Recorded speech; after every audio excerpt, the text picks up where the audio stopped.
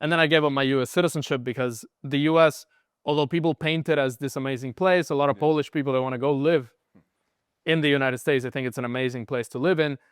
The government really just tracks you and follows you all over the world so much that at that point I said it was a better decision to. Man, that is an insane for someone from Morocco. Just like it is, because people, culturally speaking, when I was young, growing up in Morocco, the U.S. for us was something, I don't know, paradise, heaven. And if I go now to Morocco and say, "Hey, man, this guy doesn't want his citizenship. Would you like it?"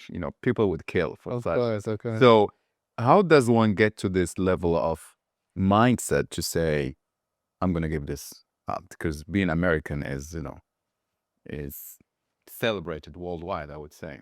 It's It was much better before. So let's say I was born 30 years before I was born, American citizenship would be extremely valuable. But now, the more time goes and the more tensions there are between different countries and the US basically told Europe, this is your problem. You guys deal with it. You're not going to get our money anymore. So causing tension there, causing tension with China. And there's so many countries that are creating amazing standards of living. For example, Indonesia or Thailand or these places, 30, 40 years ago, nobody would go live there. Singapore, nobody would go live there 40 years ago, where now they're extremely developed, great places to live. Even Polish people, they moved to Thailand. 30 years ago, that was you couldn't imagine that. So the United States is not the only country to move to. It's not the most developed. It's definitely not safe anymore. And even for people going to the US, like Germans, Polish, Irish people that go there without a visa, they get detained and deported back because the government just decides, oh no, we don't want you here. So the direction of the US, in my opinion, is going in the wrong direction. I don't care about politics. I don't care who's in office. That doesn't change anything. right. There's the real people running the show. And That's another episode. we can talk about that for a long time. That's So Warsaw Controversial. exactly. So Okay, so just the technicalities.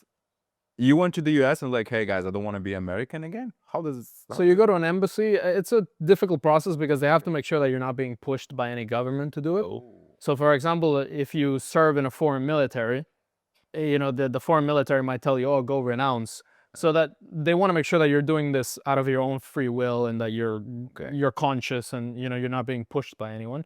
So they make you go through this interview and they push you like, look, if you're in a war zone, the U.S. is not going to pull you out anymore. And it's like the U.S. wasn't going to pull me out anyway. I'm much more likely to be pulled out by Portugal or by Poland than by the United States. So I'd rather be a citizen of those countries. And then you end up doing that. You give them your passport. They put 2 holes through it so that it's invalid. And that's pretty much it. But the places that I want to live in, like Poland, for example, Poland has history of relationships with so many other countries, specifically in Latin America or countries like Israel, for example.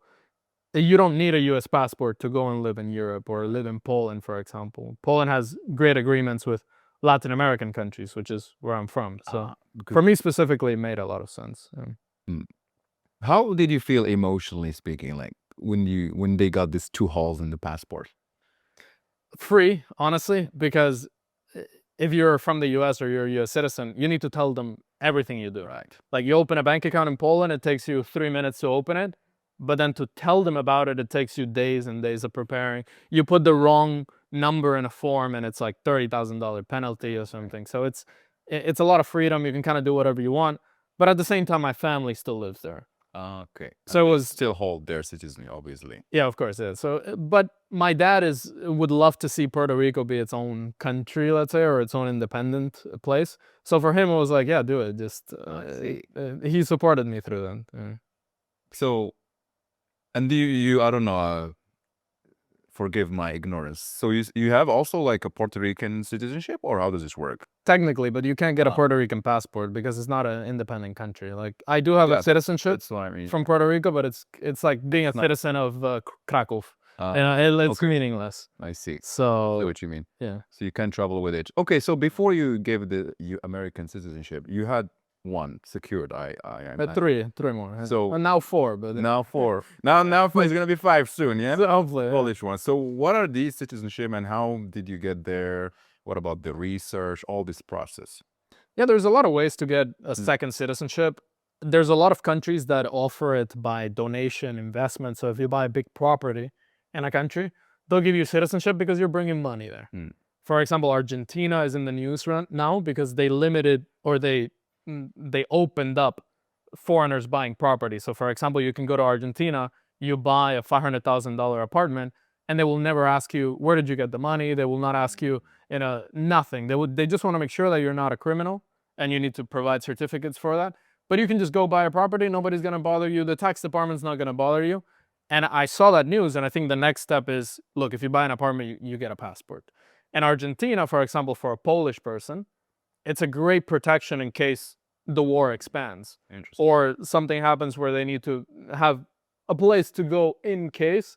The farthest place you can possibly go to is Argentina. So, and that's what I tell my clients. Some of them are German, and they're thinking, look, what's happening in Germany, it's going in the wrong direction. Safety is gone basically in most big German cities. I'd rather be a citizen of a place like, let's say, Panama or Costa Rica or some of these countries, although they have a bad reputation in terms of Europeans maybe think that it's not that developed, not that safe there. But it's not really safe in most cities in Europe now. So Rome isn't really safe anymore. So you might as well get something that protects you, get something as far away as possible. That's my philosophy, at least. And a lot of people share that. Yeah. Okay, but it sounds like this only wealthy people can do that. What about the average Joe? The average Joe can also do it. I mean, Really? there's different routes. So if you, for example, make passive income, Right. if you make even $2,000 a month passively, a lot of people make Social Security, a lot of people have retirement income, digital nomads, there's plenty of digital nomad visas you can use. So yes, the more wealthy you are, the more opportunities you have. Because if you can spend $300K on an apartment in Georgia, for example, and get a Georgian permanent residency or citizenship, or you demonstrate that you make 3,000 euros a month with your business or your YouTube channel or anything, and you anyway get that. You're not going to get a passport that easily, but there's options regardless of what you make. So I see. Interesting. So if I'm, let's say, a guy having a normal job and I have big dreams, I know I have to launch my business and all that stuff. I'm a little bit scared now because I see my country is going the wrong direction. What do you think should be my first steps to start considering having a secondary citizenship or even a place where to live legally? I think remove the location from your income. That's the first thing. Like, make money wherever in the world. Right. Because that's the beauty of what I do. Like, if tomorrow I decide to move to, like, just very randomly, I don't know, Mauritius, in the middle of nowhere in Africa, I can still make money and I can still live very solid lifestyle. So you remove the location. That's what trips a lot of people up. Like, I've met people that they really want to live in one place, but they make money in another place and they're not able to move there, and they're miserable where they're living because they have a job there or they have a business there specifically tied to that. Remove the location. Now you're location independent, and now you really can do whatever you want. You can decide your tax rate, you can decide where your kids go to school, you can decide anything. Like, if you're Polish, for example, and let's say there's changes in the future where they're starting to lean towards left values and left ideologies, and you're very conservative, and a lot of Poles are, then you can go someplace that is still conservative at that point. So it's all about having options, and making money online or from a source that isn't tied to somewhere is part of it.